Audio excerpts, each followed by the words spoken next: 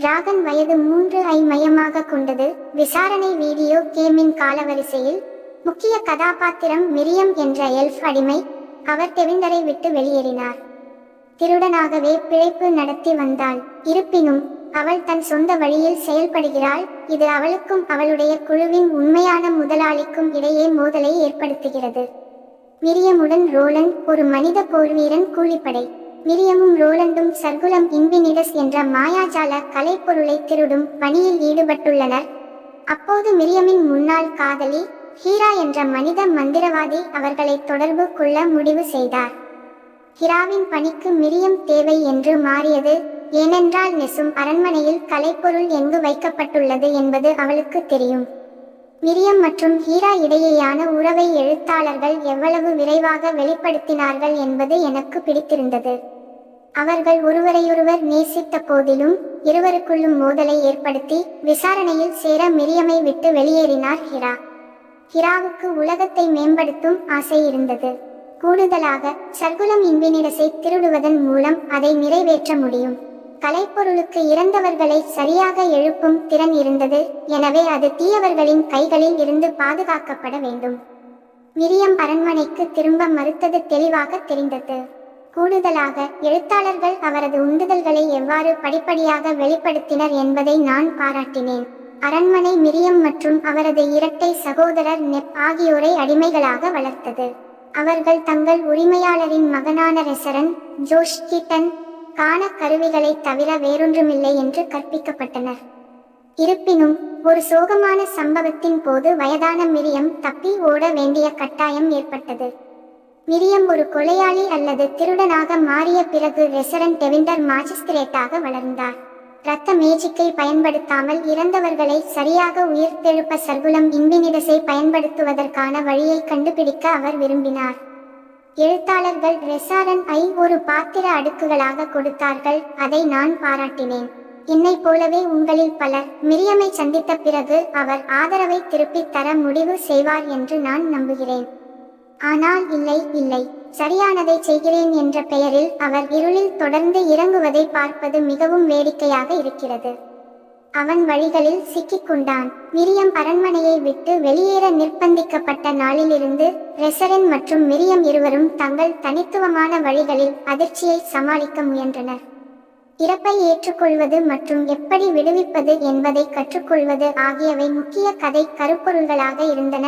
மேலும் ரெசரன் மற்றும் மிரியமின் பிரச்சனைக்குரிய உறவின் மூலம் அவற்றை ஆராய்வதில் எழுத்துக்குழு ஒரு நல்ல வேலையை செய்தது. தனக்கும் மிரியத்துக்கும் நெக்கும் இடையே இருந்ததை போலவே விஷயங்களை திரும்ப செய்ய ரெசரன் மிகவும் சிக்கலான பாதையை எடுத்தார். அடிமைத்தனமும் சுதந்திரமும் மற்றொரு முக்கிய கருப்பொருளாக இருந்தது. மிரியம் எப்போதும் ஒரு கருவியாக பயன்படுத்தப்பட்டது. அவர்கள் இருவரும் ஒன்றாக வளர்ந்தாலும் ரெசரன் தனது ஒப்பந்தத்தை அவள் ஏற்றுக்கொள்ள வேண்டும் என்று விரும்புவது அவள் அனுபவித்தவற்றில் அவனால் அனுதாபப்பட முடியவில்லை என்பதை காட்டுகிறது. மிரியம் மற்றும் நேப் தனது சகோதரி என்று அடிக்கடி கூறி வந்த போதிலும் ரெசரன் எப்பொழுதும் மிரியம் மற்றும் நெப் ஆகியோரை தனது சொத்தாக கருதினார் என்பது தெளிவாகியது. கூடுதலாக கதை துரோகம் மற்றும் பழிவாங்கல் ஆகியவற்றை கையாண்டது. இவை இரண்டும் ஹீராவின் பாத்திர வளர்ச்சியால் வெளிச்சத்திற்கு வந்தன. மிரியமுடன் ஒப்பிடுகையில் அவர் நிறைய அனுபவங்களை அனுபவித்தார். ஹீராவின் கலைப்பொருளை திருடுவதற்கான காரணங்கள் மற்றும் பழிவாங்குதல் பற்றிய அவரது வரையறை முற்றிலும் வேறுபட்டது.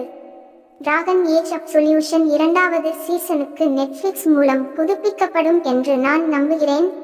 ஏனெனில் இறுதி அத்தியாயத்திற்கு பிறகு ஹீரா மற்றும் மிரியமின் உறவு எங்கு செல்லும் என்பதை கண்டுபிடிப்பதில் நான் மிகவும் ஆர்வமாக உள்ளேன். இன்னும் காதல் இருக்கிறது, ஆனால் பழிவாங்க வேண்டும் என்ற ஹீராவின் வற்புறுத்தல் மற்றும் பெரிய படத்தை பார்க்க தவறியது ஆகியவை ஹீராவை மாற்றுவதற்கு மிரியமுக்கு கடினமாக்கியது. மனித நைட் கமாண்டர் டாசியாவுடனான நட்பு உட்பட ரெசரனின் பிடிவாதத்தால் அவருக்கு நிறைய இழப்பு ஏற்பட்டது.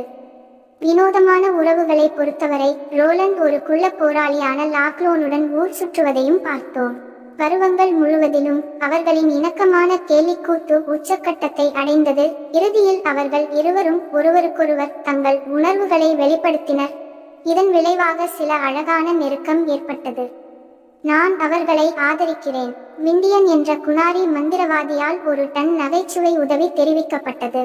அவள் விரைவில் எனக்கு பிடித்த பாத்திரமாகிவிட்டாள். மேலும் நடவடிக்கை மற்றும் ஆபத்து அதிகரித்ததால் அவளுடைய நல்வாழ்வை பற்றி நான் மிகவும் அக்கறை கொண்டிருந்தேன். நான் விரும்புவது அவள் திருப்தியாக இருக்க வேண்டும் என்பதுதான்.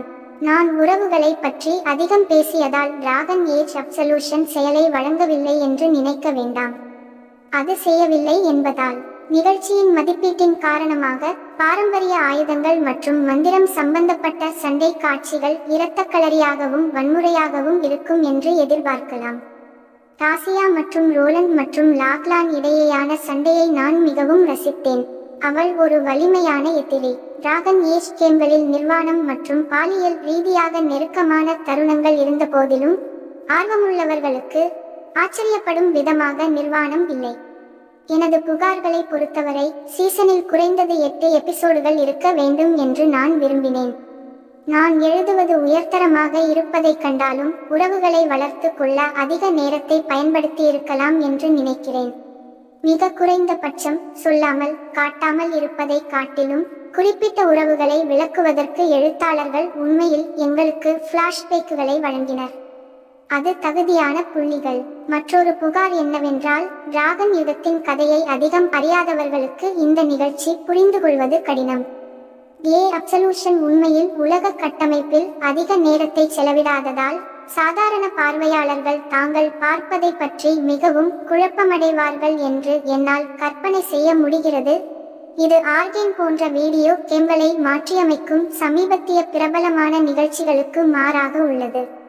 சாதாரண பார்வையாளர்களுக்கு கேமியோக்களில் சில வீடியோ கேம் கேரக்டர்களின் தோற்றம் முக்கியத்துவம் வாய்ந்ததாக இருக்காது. மேலும் என்னவென்றால் மெரிடித் ஸ்டானார்ட் தொடர்பான இறுதிக்கட்ட வெளிப்படுதல் இடைநிறுத்தம் என்று நான் எப்படி இருந்தேன் என்பதற்கு மாறாக நிதானமாக பார்வையாளர்களை பாதிக்காது. குறிப்பிட்ட காட்சியின் போது